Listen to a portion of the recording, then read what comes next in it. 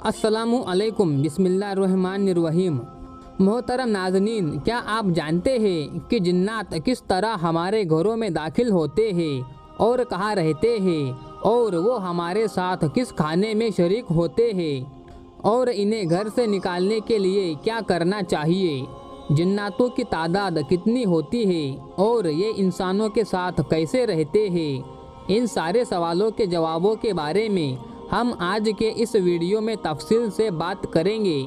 हज़रत इब्ने उमर रज़ी अल्लाह ताला अन्हु फरमाते हैं कि चौथे ज़मीन के ऊपर और तीसरी ज़मीन के नीचे इस कदर जिन्नात रहते हैं कि अगर वो तुम्हारे सामने ज़मीन आसमान के बीच आ जाए तो उनकी तादाद की वजह से तुम्हें सूरज की रोशनी तक दिखाई ना दे, यानी हर तरफ अंधेरा हो जाए। इसी तरह एक सहाबी रज़ी अल्लाह ताला अन्हु जिन्नात की तादाद और पैदाइश के हवाले से फरमाते हैं कि जब इंसान के यहाँ एक बच्चा पैदा होता है तो जिन्नात के यहाँ 9 बच्चे पैदा होते हैं, यानी जिन्नातों की तादाद इंसानों की तादाद से 9 गुना ज़्यादा है। इसी तरह एक अंदाजे के मुताबिक अगर दुनिया में इंसानों की तादाद 7 अरब से ज़्यादा है तो जिन्नातों की तादाद 63 अरब से ज़्यादा होगी। लेकिन ये सिर्फ ऊपर बताई गई हदीस के मुताबिक अंदाज़ा लगाया गया है, जबकि सही तादाद तो अल्लाह रब्बुल इज़्ज़त को ही मालूम है।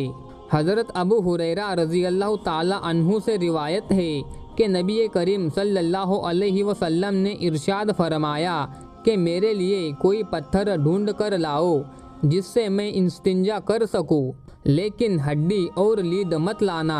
हज़रत अबू हुरैरा रज़ी अल्लाह ताला अन्हु ने आप सल्लल्लाहु अलैहि वसल्लम को एक पत्थर दिया। जब आप इस्तिंजा से फारिग हुए तो हज़रत अबू हुरैरा ने अर्ज़ किया, या रसूल अल्लाह सल्लल्लाहु अलैहि वसल्लम, आपने हड्डी और लीद से क्यों मना फरमाया। नबी करीम सल्लल्लाहु अलैहि वसल्लम ने इरशाद फरमाया कि हड्डी और लीद जिन्नातों की खुराक है, यानी उनकी गिज़ा है, और फरमाया कि मेरे पास नसीबीन जिन्नों का एक गिरोह आया। उन्होंने मुझसे खुराक मांगी तो मैंने अल्लाह ताला से दुआ की कि या अल्लाह, ये जिन जिस भी हड्डी और लीद के पास से गुजरे इसी पर अपनी गिज़ा मौजूद पाए। यानी बुखारी शरीफ की हदीस से साबित है कि हड्डी और लीद जिन्नातों की पसंदीदा खुराकों में से एक है। नज़ातुल कारी जिल्द 7 में है कि जिन्नात जिस भी हड्डी को लेते हैं उस पर गोश्त आ जाता है, और जिस भी लीद यानी गोबर को लेते हैं वो उनके लिए दाना या फल बन जाता है। अब आप सोचेंगे कि गोबर नापाक है तो इसका खाना जायज़ कैसे। वो इसलिए कि माहियत बदलने से नापाक चीज़ भी पाक हो जाती है। जिन्नात हड्डियों और लीद के अलावा भी कई चीज़ें खाते हैं, जैसे कि हज़रत उमर रज़ी अल्लाह ताला अन्हु ने उन अंसारी सहाबा से पूछा जो जिन्नातों के चंगुल से बचकर भाग कर आए थे कि बताओ जिन्नातों की ग़िज़ाएँ क्या क्या है। तो उन्होंने अर्ज़ किया कि वो लोबिया खाते हैं और वो हर चीज़ खाते हैं जिस पर अल्लाह का नाम ना लिया गया हो।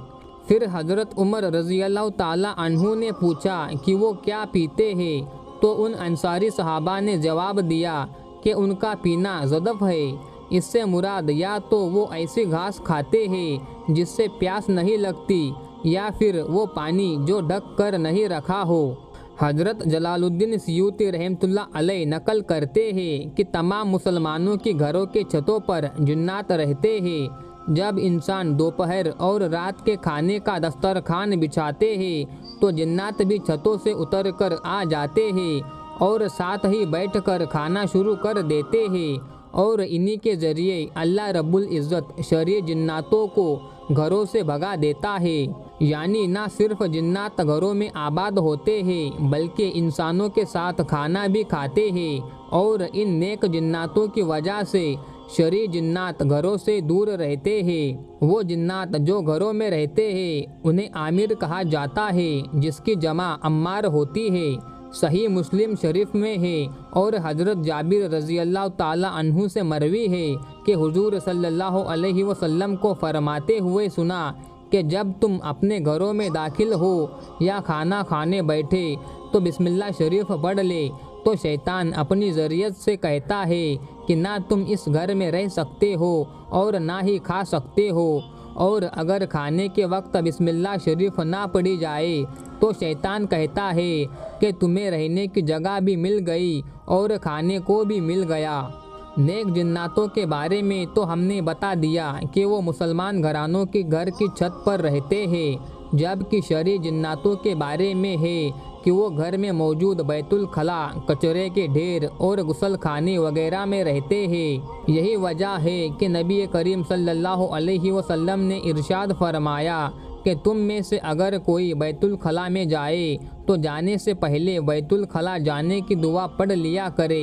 हज़रत जाबिर रज़ी अल्लाह ताला अन्हु से मरवी है और एक रिवायत भी मिलती है कि नबी करीम सल्लल्लाहु अलैहि वसल्लम ने इरशाद फरमाया, ऐ लोगों, अपने घरों से गोश्त की चिकनाई वाला कपड़ा या दस्ती रुमाल जिस पर गोश्त की चिकनाई मौजूद हो या लगी हुई है, इसे निकाल दो या धो लिया करो, क्योंकि ये शरई जिन्नातों की जगह है और उनकी क़याम गाह है। मोहतरम नाज़नीन, उम्मीद करते हैं इस वीडियो से आपको काफ़ी मालूमात मिली होगी। दुआ है कि अल्लाह ताला आपको और हमें दुनिया और आखिरत की भलाइयों से नवाजे और शैतान और उसके शरई जिन्नातों से हमारी हिफाजत फरमाए। आमीन या रब्बुल आलमीन। अगर आपको वीडियो पसंद आई हो तो इस वीडियो को ज़रूर लाइक कर दे, और अगर आप हमारे चैनल पर नए हैं तो मेहरबानी करके इस चैनल को सब्सक्राइब कर दे। अस्सलामु अलैकुम। अल्लाह हाफिज़। शुक्रिया।